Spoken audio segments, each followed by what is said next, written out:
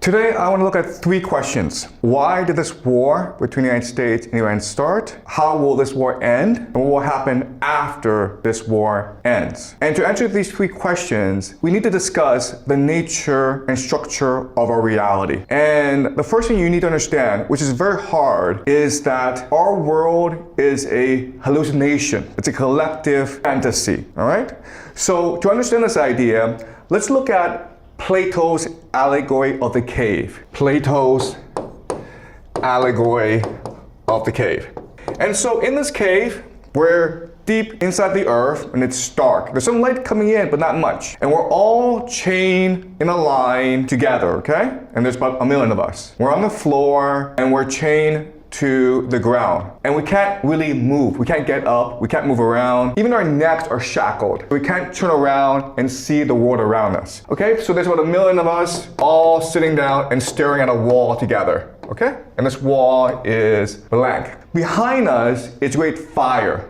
And there are people around this fire. Okay?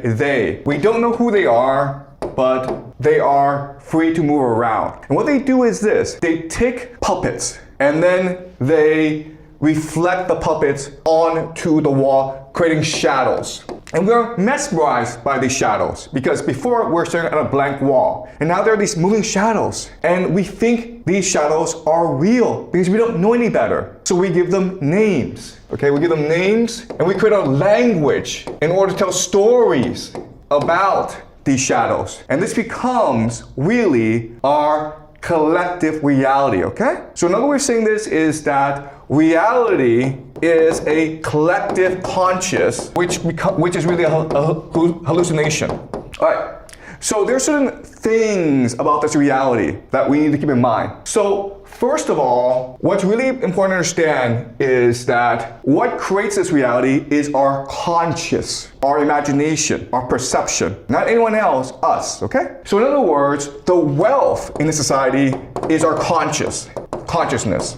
The amount of thought we put into something. And so let me give you an example. Let's just say that I were to ask you to make a vase to sell on the marketplace, okay? While you're making this vase, if you are listening to music, if you are chatting with a friend, if you're not fully conscious and focused and attentive about making this vase, it won't be very good. But if you are completely focused on creating the most beautiful vase you can, and you're not distracted by anything, then this vase will be beautiful and therefore more valuable in the marketplace. So in other words, it is our conscious attention that creates wealth in this world. And it is really money or capital that extracts and stores our consciousness and turns it into wealth. All right? So that's a really important concept that most people don't understand, but you need to understand this if we are to understand the nature of reality itself. Okay? So that's the first thing you need to understand. This reality is structured to extract our consciousness in order to create wealth for the elite, for these people. Okay? And historically,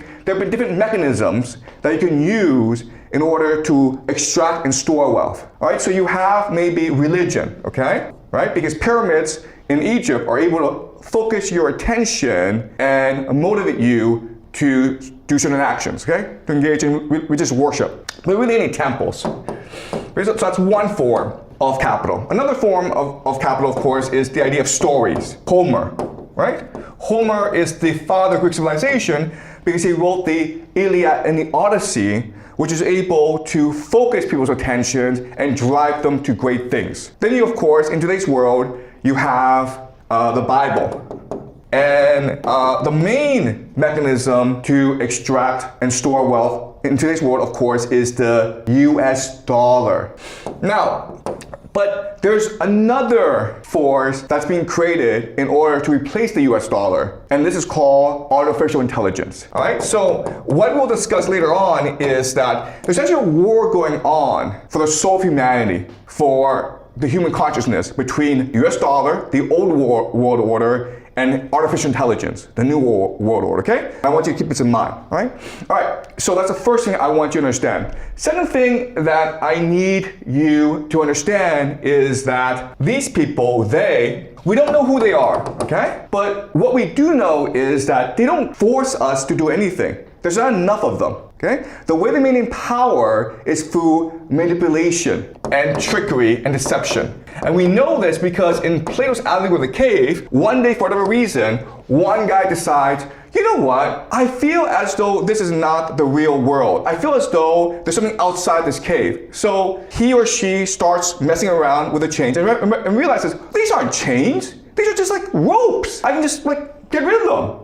And this chain around my neck, it's like a ribbon. I can snap it off. And he doesn't know why he does this, but he does this. He does do this. When he does this, they don't even care. Like, whatever, man, do whatever you want. And so he releases himself. He's blind because he's been in the dark all his life, but somehow he recognizes that there's this light, okay, outside the cave. And he is compelled to this light. So he's walking, stumbling to this light. And again, they are like watching him. They're like, we don't care. Do whatever you want, man. They don't stop him. He goes out into the light. And now he's outside. And it's pure light, okay? He's left the cave. And at first he's in pain. And he struggles to reorientate himself to this new world, but then eventually he falls in love with this world. It's a beautiful world, and it's like for him, heaven. And he's like, oh my God, this is the real world. The cave is a fake world that we created ourselves. Let me go back there and tell everyone about the truth. And when he goes back, the elite, don't stop him. Like, whatever you want, man, do whatever you want, okay?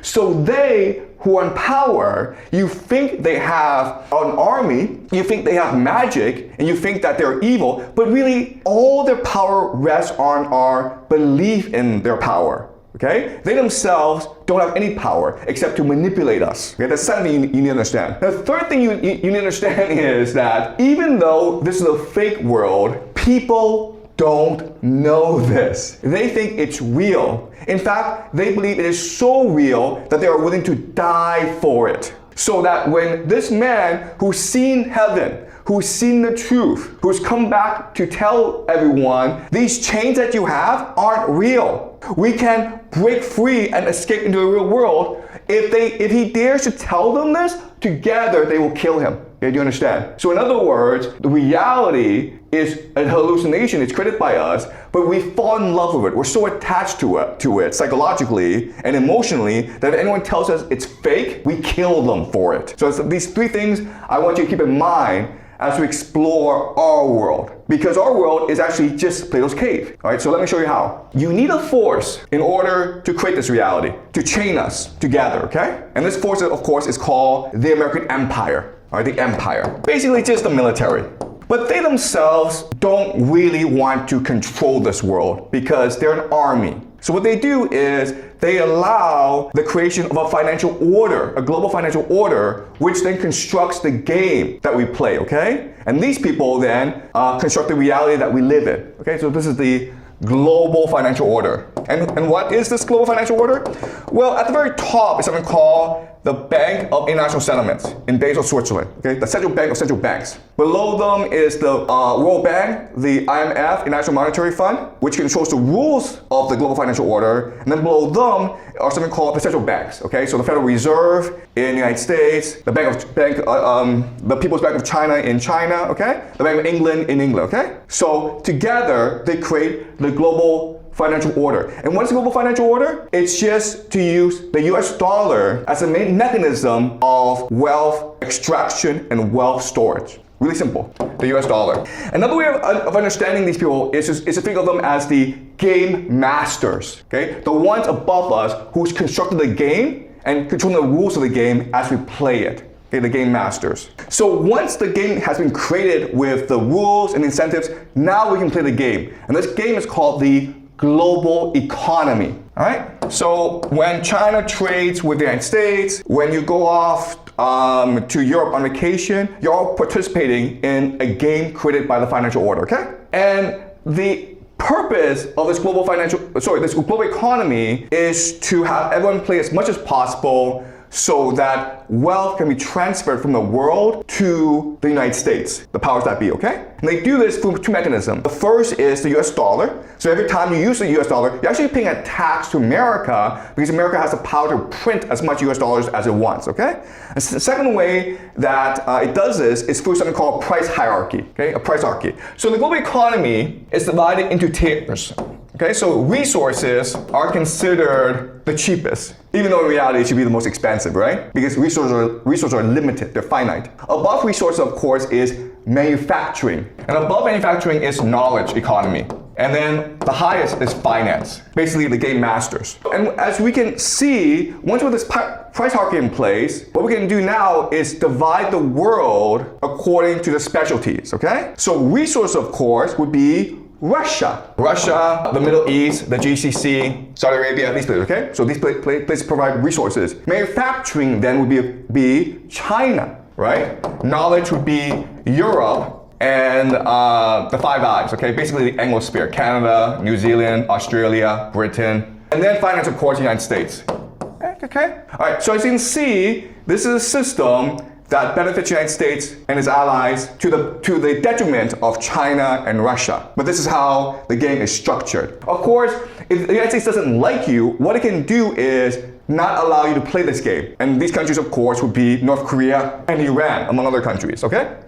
So China and Russia isn't happy about the system, but at least they get to play. Iran and North Korea are not even allowed to play the game of the global economy. Of course, you can't have people believing that, okay, this entire global economy is structured so that the West can steal resources from everyone else, okay? So what you do is you create another layer called the rules-based international order, okay? Multilateral organizations, which includes the UN and the WTO, okay? World Trade Organization, okay? This is called the rules-based international order. But it's really controlled by the empire, okay?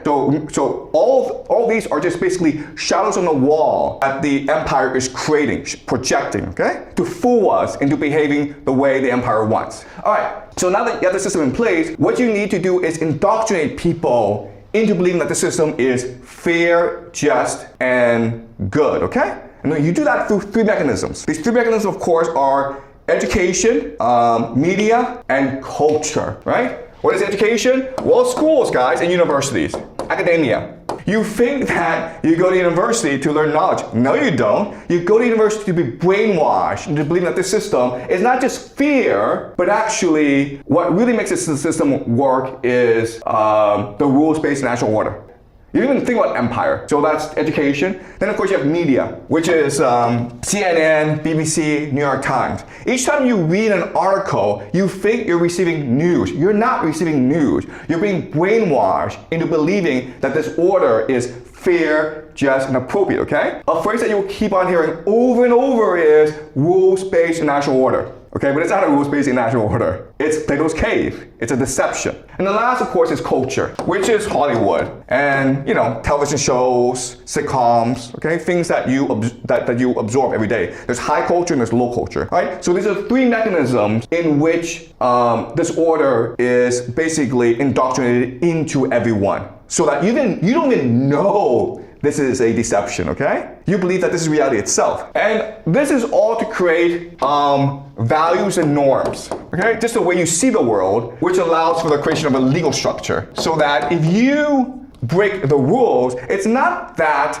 the elite will come after you. They don't have to come after you because everyone else will come after you. Okay? If you're that guy who discovers that this is all deception, they'll kill you. Okay? Not the elite, but the people around you will kill you because you're breaking their fantasy. Okay? You're destroying their fantasy. Alright? So this is a very effective system. The problem, though, is that you need to spread the system. Okay? So there's three problems. Okay? First of all, you have to protect this system, the status quo. Then you have to spread this system as well. And then you also need to justify this system. And you do that through three transnational systems, three transnational organizations. And these are, first of course, is intelligence. Their job is to infiltrate other nations' elites and co-opt them into this system. That's what their job is. Then you have crime. Crime just engages in the most profitable enterprises, which includes, of course, drugs, human trafficking, and something called money laundering, okay? And this is a way to incentivize the global elite to work together, okay? So that's the first two. And then there's one more mechanism called science. Now you think that science is about pursuing the truth. No, it's not, okay? Science is fundamentally about finding evidence to justify and protect the status quo, okay? That's why science is fundamentally materialistic, all right? And what So we have to remember, like, this system is trying to create values, right? And these three major values is something called the open society. What is open society? It's just basically globalization, multiculturalism, DEI, right? Diversity is good. Why is it good? Because it's good. We don't know. It's good. Okay, do you understand? They never provide a reason, but it's always, well, you don't believe it, it means you're a racist, which is bad. Open society. Second is the idea of privatization. Okay, or what we call neoliberalism or free market, meaning that governments suck at what they do. Therefore, you should allow private entrepreneurs to control everything. Okay, and this idea of neoliberalism. Again, there's not much evidence to support this. If you don't believe this, it means you're a communist, which is bad, by the way. And the last thing, of course, is consumerism. So consumerism is just like, how do you prove your value in life? How do you pursue purpose and meaning in life?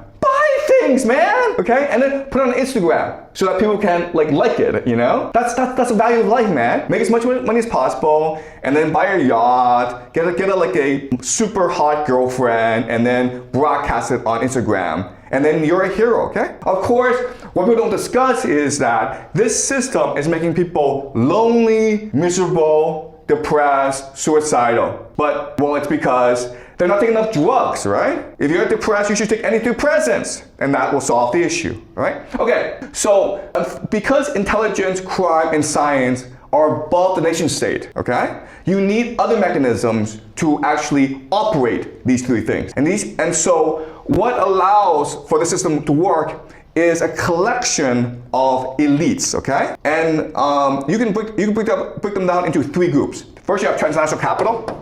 So think of, finance, transnational capital. Then you have secret societies, and then you have families, okay? So elite families. And these three organizations themselves are bounded by something called the occult. And we'll discuss this later on, okay? The occult. The occult is just basically hidden, secret knowledge, not available to people, that comes from three places. Other places as well, but we'll look at three places, okay? Hermetic philosophy, the Bible, and the Kabbalah, okay? We'll discuss this later on. Don't worry too much about the occult right now. I'll show you what the occult is later on. But this is how the system works. All right, so there's certain questions about this. The first question is, okay, well, if this is true, why is this system separate from this system, right? Why not just say that the occult is the basis of everything, and then you have the elite, and then you have science, intelligence, crime, and then you have the empire, okay? And the reason why is this is really important for you guys to understand. This is the parasite, okay? This is the parasite. It doesn't actually create anything. All it does is suck up value, extract value, okay? And this is the host. So in fact, these are two separate systems, right? This is the host, and this is the parasite. Then your next question would be, okay, let's just assume this is true. What evidence is there that this actually works? Because there should be people that operate this system, right? Well, I will give you some names, all right? So if it is true that this system is the way it is, there should be individuals in place that operate this system, right? Well, I'll give you some names. I'll give you two names. Jeffrey Epstein and Jared Kushner, okay? And I'll explain who they are as we go along.